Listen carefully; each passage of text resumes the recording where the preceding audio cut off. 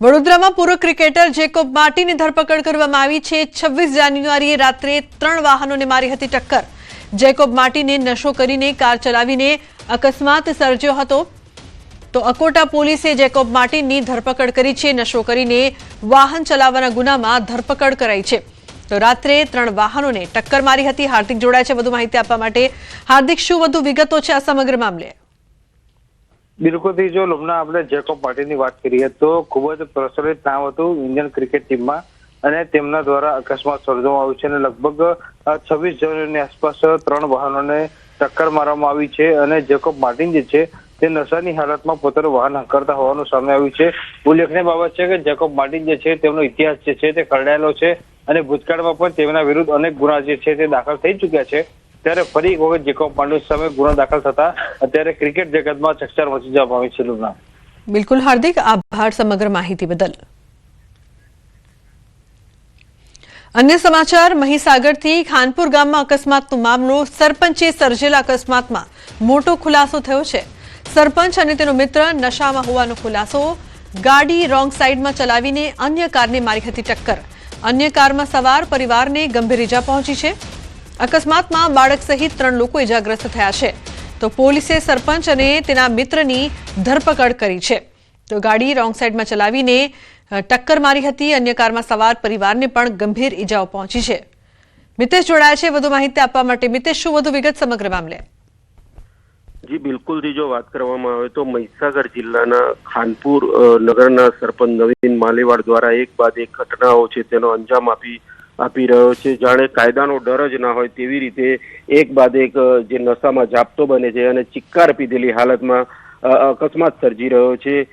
ગત રોજની જો વાત કરવામાં આવે તો ખાનપુર ચોકડી પર ત્યાં એક કાર ઉભેલી હતી, તેને ચિક્કાર પીધેલી હાલતમાં તે અને તેનો અન્ય મિત્ર ચિક્કાર પીધેલી હાલતમાં પૂર ઝડપે કાર લઈને આવે છે અને અન્ય કાર ચાલકને અડફેટે લે છે અને અકસ્માત સર્જે છે, જેમાં કારમાં સવાર 3 લોકોને ગંભીર ઈજાઓ પહોંચે છે। આવા અનેક વાર આવી ઘટનાઓ છે તે સરપંચ દ્વારા વિડીયો પણ વાયરલ થયા છે। કેટલાક લોકોને મારતો હોય તેવા પણ વિડીયો વાયરલ થયા છે। બીભત્સ ગાળો પણ બોલી રહ્યો છે। ત્યારે હાલ તો અત્યારે એ જે કારનો અકસ્માત સર્જ્યો છે તેને લઈને પોલીસે ઘટના સ્થળે પહોંચી અને તેની કાયદેસરની કાર્યવાહી હાથ ધરી છે। જી બિલકુલ મિતેશ, આભાર સમગ્ર માહિતી બદલ। વડોદરા શહેરમાં રિક્ષા ચાલકને આવ્યો હાર્ટ એટેક। રિક્ષામાં બેઠા બેઠા હાર્ટ એટેક આવતા ઘટના સ્થળે મોત નીપજ્યું છે। રાજમહેલ રોડ પરની આ ઘટના છે। ઘટનાને લઈને લોકટોળા ભેગા થયા। પોલીસ ઘટના સ્થળે પહોંચી હતી। રિક્ષા ચાલકને અચાનક હાર્ટ એટેક આવતા લોકોનું ટોળું એકઠું થયું હતું। તો રિક્ષામાં બેઠા બેઠા હાર્ટ એટેક આવતા મોત નીપજ્યું છે। ઉલ્લેખનીય છે કે સમગ્ર ઘટના બાદ પોલીસ પણ ઘટના સ્થળે પહોંચી હતી। ઘટનાને લઈને લોકોના ટોળા એકઠા થયા હતા। પંચમહાલ શહેરાના અણિયાદ ચોકડી નજીક ડમ્પરની બ્રેક ફેલ થયો છે। વિચિત્ર અકસ્માત સર્જાયો છે। ડમ્પરની બ્રેક ફેલ થતા ડમ્પરની આગળ ચાલી રહેલી કારને ટક્કર લાગતા કાર આગળ ચાલી રહેલી એસટી બસમાં ઘૂસી ગઈ। કાર બસમાં ઘૂસી જતા કારને ભારે નુકસાન થયું છે। સદનસીબે કારમાં સવાર 2 વ્યક્તિઓનો આબાદ બચાવ થયો છે। 2 જેસીબી મશીનથી એસટી બસના પાછળના ભાગે ઘૂસી ગયેલી કારને બહાર કાઢવામાં આવી છે।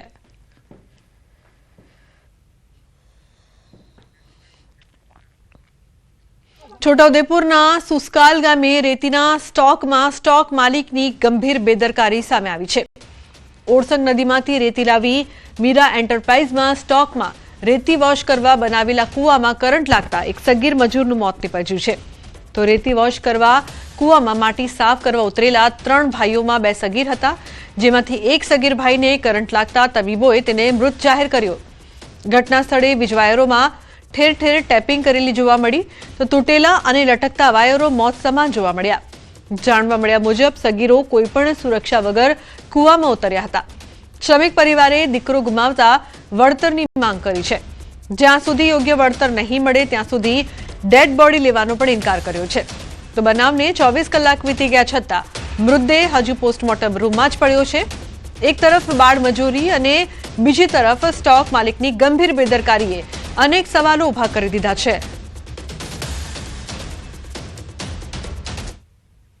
અમેરિકામાં અમરેલીમાં ધોળા દિવસે સિંહની લટાર છે તે કેદ થઈ છે. ઢુંડિયા પીપળિયા ગામે સીમ વિસ્તારમાં ધોળા દિવસે સિંહની લટાર જોવા મળતા સમગ્ર પંથકમાં ભયનો માહોલ ફેલાયો છે. નદી કિનારે પાણી પીને પસાર થઈ રહેલા સિંહના આ લાઈવ દ્રશ્યો સ્થાનિક ખેડૂતે પોતાના મોબાઈલ કેમેરામાં કેદ કર્યા છે. ધોળા દિવસે વનરાજની આ રીતે હાજરી જોવા મળતા ગ્રામજનો અને ખેડૂતોમાં ફફડાટ વ્યાપી ગયો છે. સિંહની લટારનો આ વિડીયો હાલ સોશિયલ મીડિયામાં વાયરલ થઈ રહ્યો છે. તો ઢુંડિયા પીપળિયા ગામે સિંહની લટાર જોવા મળી છે. ઉલ્લેખનીય છે કે સિંહની લટારનો વિડીયો હાલ વાયરલ થઈ રહ્યો છે. તો અમરેલીની આ સમગ્ર ઘટના સિંહના આંટા ફેરાથી લોકોમાં ભય.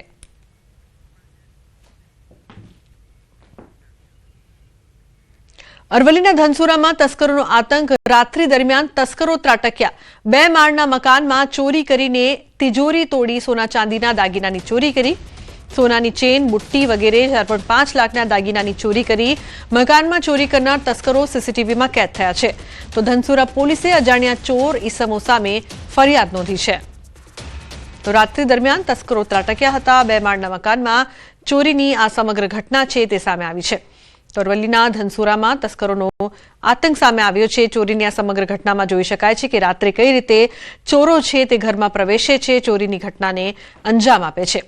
તો તિજોરી તોડીને સોના ચાંદીના દાગીનાની ચોરી કરી હતી. ગુજરાતના એકમાત્ર 4-વે સુવિધા ધરાવતા જેતલસર જંકશનના અસ્તિત્વ પર ખતરો જણાતા સ્થાનિકોમાં ભારે રોષ જોવા મળી રહ્યો છે. રેલવે પ્રશાસન દ્વારા તાજેતરમાં લોકો પાયલટ અને ગાર્ડ સહિત અંદાજે 70 જેટલા કર્મચારીઓની રાજકોટ ખાતે રાતોરાત બદલી કરી દેવાતા ગ્રામજનો અને વેપારીઓએ રેલવે સ્ટેશન પર વિરોધ કર્યો હતો. ગ્રામજનોનો આક્ષેપ છે કે રેલવે દ્વારા જેતલસરના વિકાસને બદલે તેના મહત્વના વિભાગો અન્યત્ર ખસેડીને ગામને ઉજ્જળ બનાવવાનો પ્રયાસ કરવામાં આવી રહ્યો છે, જેના કારણે 800 થી 900 લોકોએ હિજરત કરવી પડશે અને સ્થાનિક વેપાર રોજગાર ભાંગી પડશે.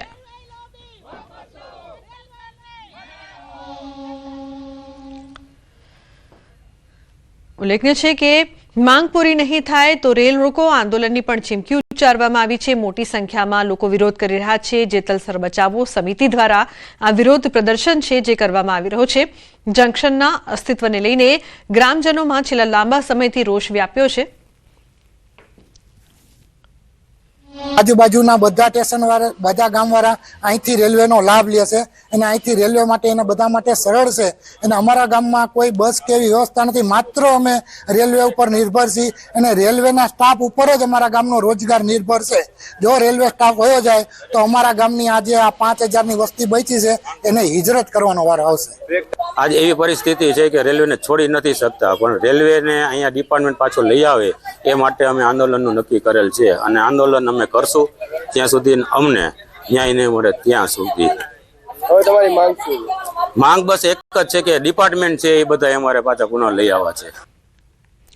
તો જેતલસર જંકશન બચાવો સમિતિ દ્વારા પ્રશાસન પાસે માંગણી કરવામાં આવી હતી કે લોકો લોબી પરત લાવવી, પોરબંદર ખસેડાયેલ બ્રેકડાઉન વિભાગ સહિતના કામો ફરી શરૂ કરવામાં આવે. અગાઉ ચાલતા 20 જેટલા વિભાગો બંધ થતા ગ્રામજનોએ ચીમકી આપી છે કે જો રેલવે પ્રશાસન દ્વારા તેમની આ માંગણીઓ સ્વીકારવામાં નહીં આવે તો આગામી દિવસોમાં રેલ રોકો આંદોલન અને આગામી ચૂંટણીનો સંપૂર્ણ બહિષ્કાર કરવામાં આવશે. રેલવે પ્રશાસનનો એક જાતનો અન્યાય છે જંકશન પ્રત્યે. મારું કહેવાનું એટલું જ છે, જે બધી લોબી એ લોકોએ હટાવી નાખી છે એ લોબી બધી અમારે પાછી જોઈએ જંકશનમાં. અને જો એ નહીં કરવામાં આવે તો અમે ઉગ્ર આંદોલન કરશું. અત્યારે ઉપવાસ ઉપર બેસીએ છીએ અને આગળ જતા અમે વધારે ડિસિઝન લઈ શકશું.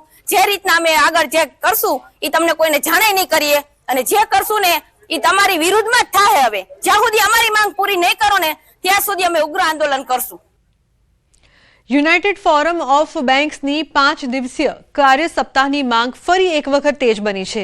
રાજકોટમાં બેંક ઓફ બરોડાની મુખ્ય શાખા ખાતે યુએફબી દ્વારા આ માંગને લઈને વિરોધ પ્રદર્શન કરવામાં આવ્યું.